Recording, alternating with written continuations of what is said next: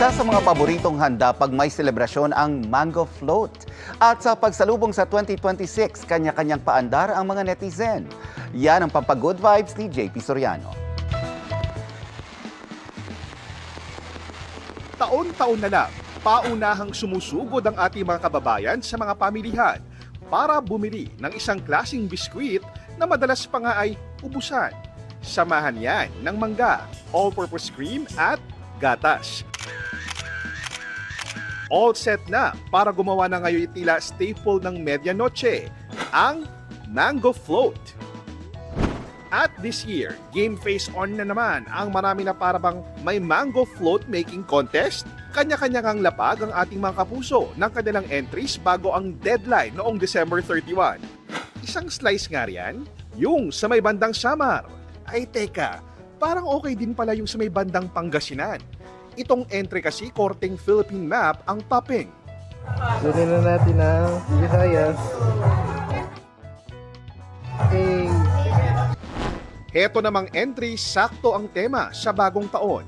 Lalo na ngayong Year of the Fire Horse sa Chinese Zodiac. Kabayo ang disenyo ng kanyang mango float na may nakaukit na 2026. Ang isa niyang entry may hint of kiwi fruit pa. Paskong Pasko naman itong entry na ang mismong mango float, hugis Christmas tree.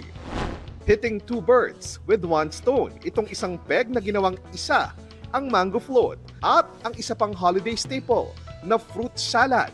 Pinagsama-samang mangga, fruit cocktail at grapes. Tipid nga naman. At heto pang isang tipid tip. Ang mango float kasing ito, round cake topped with a whole slab of leche flan. Nako, hinay-hinay lang lalo na sa mga trentahin na. Ang entry na ito, luntian, animoy larawan ng simpleng buhay sa kanayunan. May mga puno, bulaklak at halaman. At bahay kubo, Pinoy na Pinoy. At speaking of flowers, hindi papakabog yan ang mga entry na tila mga bagong bloom na sunflower. Parang ang hirap naman atang lantakin yan sa ganda. Ito ring isang entry, parang gusto mo na lang titigan at pagmasdan sa sobrang ganda. Ang pattern, effort na effort. Pinagsama-sama itong mangga, gelatin at edible gum paste. Pero ang isang ito, ano yung sa'yo? Nakalagay sa mga cocktail at wine glass na may garnish ng lettuce, samgyup yarn. Sa pagpasok ng 2026, naway maging singkulay, singganda at sintamis na mga mango float na ito ang bagong taon. Para sa GMA Integrated News, ako po si JP Soriano, nakatutok 24 oras.